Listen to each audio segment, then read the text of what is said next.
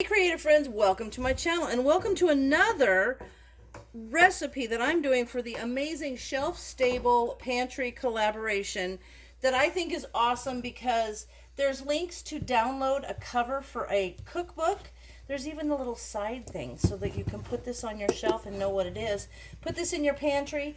There's a number of channels participating, so if you look in the description, there will be links to their channels, and you print their recipes off. The way you can do it for mine is just to highlight it in the description and then print the selected, you print it, highlight it, print, click selected, and you'll print out my recipe.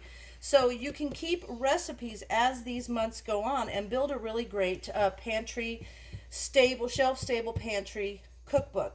The cool thing about this is all of us are creating these recipes or showing you recipes that we know that use only the things that are in your pantry that you've either canned or you've got on stock, or it can be purchased from a store. So you might use, maybe if I use canned chicken, home canned chicken, and you don't have home canned chicken, at least you can buy the canned chicken to put in your pantry. So the object is to build a great cookbook of a lot of foods and recipes that are in your pantry or can be put in your pantry.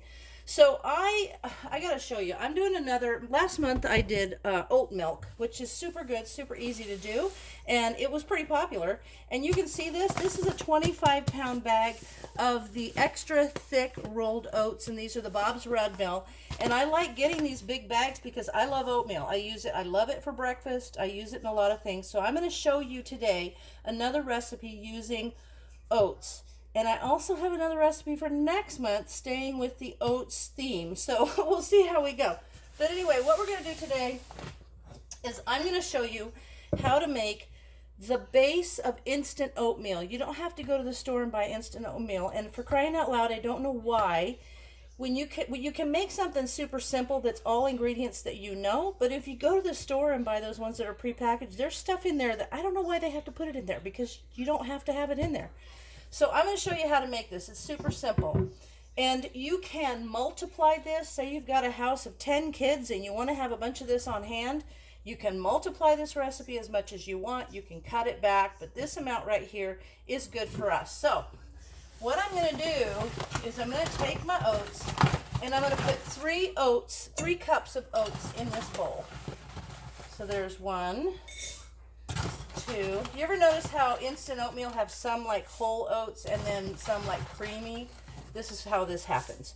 So there's 3 cups of oats in there. Now I'm going to put 2 cups of oats in my blender, because now what I'm going to do is I'm going to take this over and I'm going to blend this down to a coarse powder. So I don't want you to have to listen to my blender go. So I will go do that and then I'll come right back to you.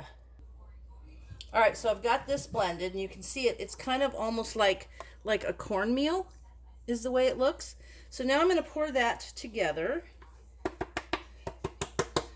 Now, this recipe is it's just like a base recipe, and I'm going to show you what goes in it. There's only 3 more ingredients that go in it, but then I'm going to tell you what else you can do with it. So now that you've got these in here, you need 1/4 cup of dried milk. And I know I've done some information, or no, I'm sorry, it's 1/2 cup of dried milk.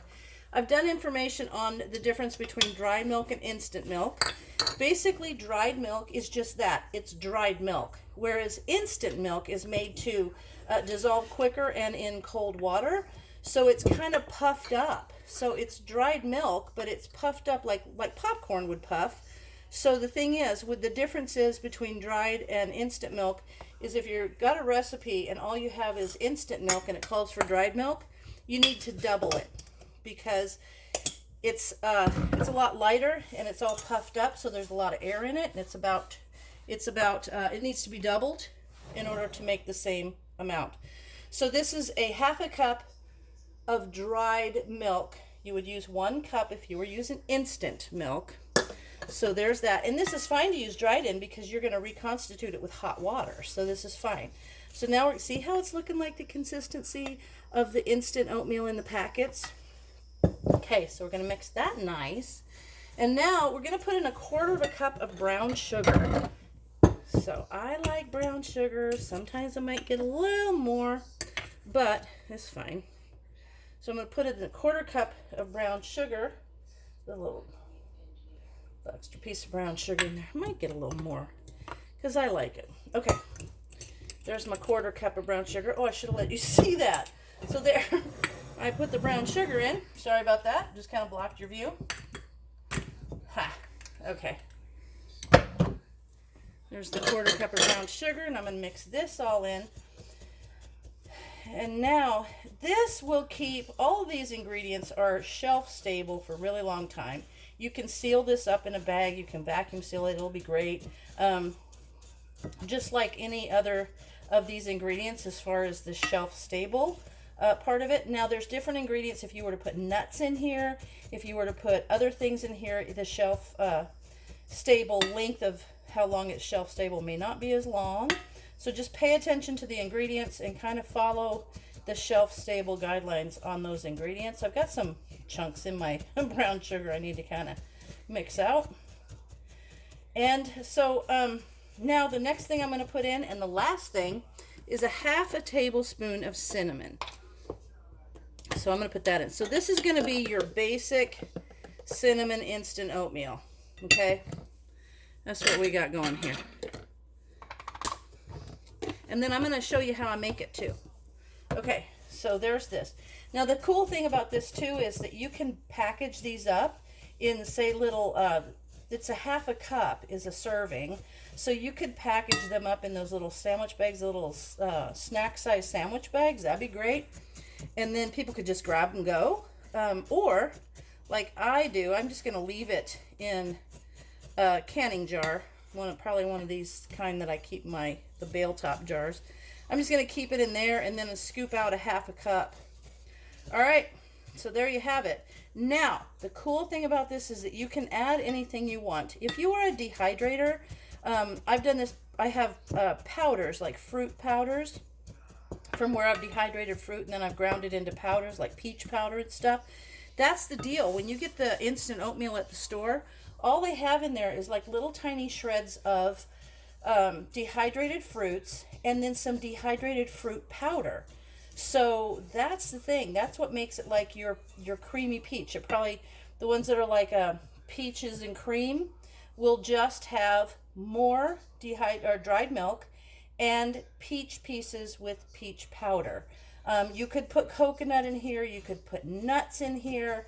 You can add anything. You could add fresh fruit when you make it. So, all right, so there it is, all mixed up, your instant oatmeal. And now what I'm going to do is I'm going to put some boiling water. I'm going to get some water boiling on the stove, and then I will mix some up for you and show you how I make it. Oops, I realized I went over there to turn my kettle on, and I saw my salt sitting there, and I forgot to add the salt. So you will also add 1 teaspoon of salt to this mixture, okay? So you'll mix that. I'm going to stir that in real good. So, almost forgot a good ingredient. So there's actually 5 ingredients in here. I had them all set out in front of me, and I was looking at 4, and that's what I said. But nope, you got to add your salt. All right, now I've got my kettle going, and I will come back to you when I'm ready to make a bowl. Okay, I've got my water boiled, and so what you're going to do is you're going to take 1/2 cup of the oat mixture. I always kind of give it a little mix around. Well, 1/2 cup to 1 cup. So you're always going to use twice as much water. And you could use, I like to put a little dried milk in this too. Just gives it a little bit more creamy. But you use 1/2 cup to 1 cup. So you always just want to double the water.